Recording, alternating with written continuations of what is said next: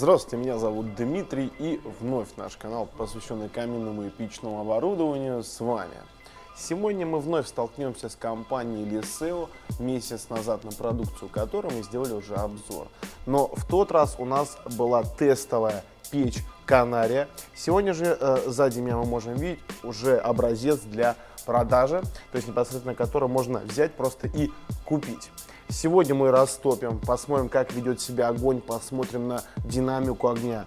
Также вам расскажу, из каких материалов сделана данная печь и почему именно на производителе Liseo мы делаем сегодня акцент. Ну что ж, я предлагаю поговорить о материалах, использующихся в производстве данной печи. И это, дорогие друзья, сверхпрочный чугун. Обычно в бюджетном печном и каминном оборудовании для производства каких-либо чугунных изделий непосредственно используется обычный серый чугун. В принципе, материал неплохой, и он используется, как я уже сказал, повсюду, но имеет несколько, наверное, не очень приятных особенностей. Первое – это непереносимость каких-либо резких температурных колебаний, то есть из минуса в резкий плюс или наоборот. То есть, если мы на раскаленную печь или на раскаленный камин из обычного серого чугуна выльем, например, пол ведра воды, но вдруг такое произойдет, то велика вероятность того, что он может треснуть. Представим себе обратный случай. Холодный дом, и его хозяин резко решит растопить печь, которая выполнена из серого обычного чугуна.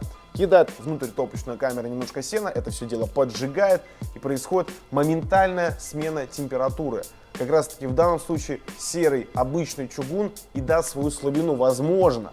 И одна из его стенок может просто под воздействием таких температурных изменений не выдержать и треснуть. Таких случаев бывает очень много, поэтому, в принципе, я думаю, многие люди с этим сталкивались и понимают, о чем я говорю.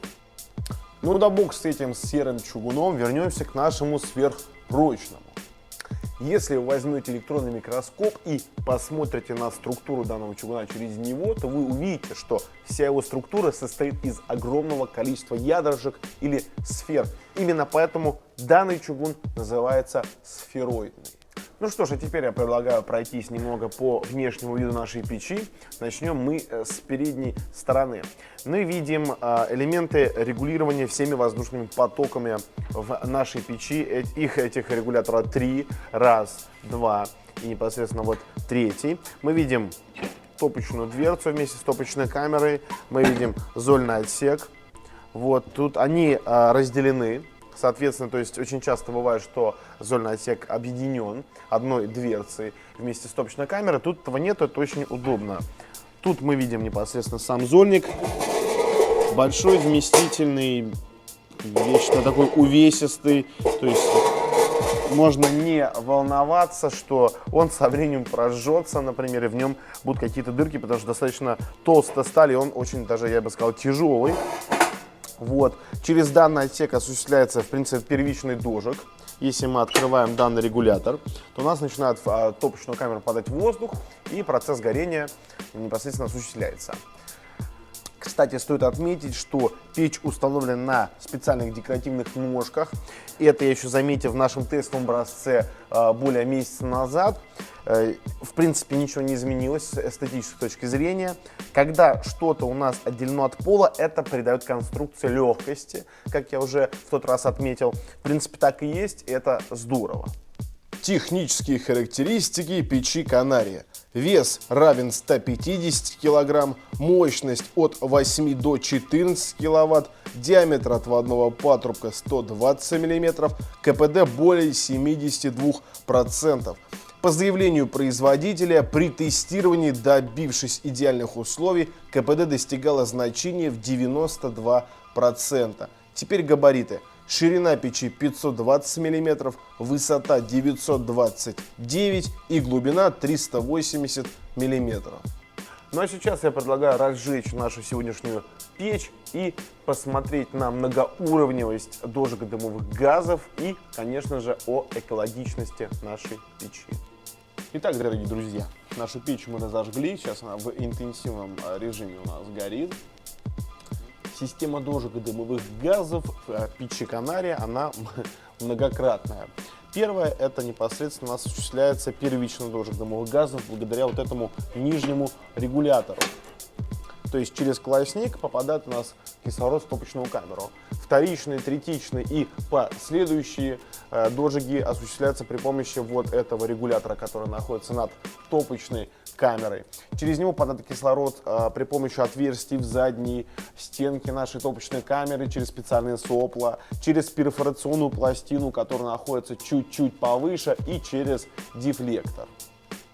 Третий регулятор отвечает за функцию чистое стекло. Как мы видим, наше стеклышко уже практически полностью очистилось, благодаря тому, что в интенсивном режиме непосредственно вся та сажа, она прогорает и нашему взору перестает что-либо мешать.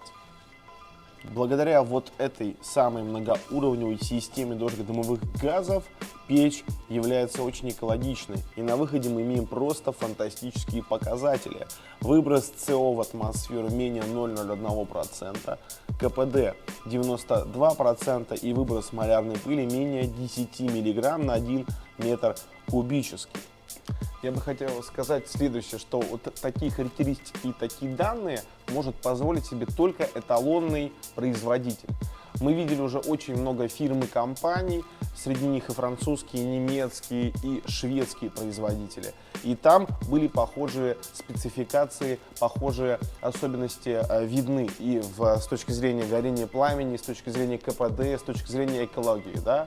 Но то, что мы видели здесь, то, что позиционирует производитель, это очень интересно. Я считаю, что это все происходит за счет качества материалов, потому что любой производитель понимает, что если он хочет на печном и каминном рынке задержаться надолго, то ему ни в коем случае нельзя экономить на материале, в первую очередь. Второе, это, конечно же, сам процесс производства, это технология. Ведь, как говорит компания Liceo, все производство контролируют немецкие технологии. Опытные специалисты, которые, в принципе, я считаю, не допускают каких-либо ошибок. Это все похвально, я считаю, для компании Liceo это превзойденный старт.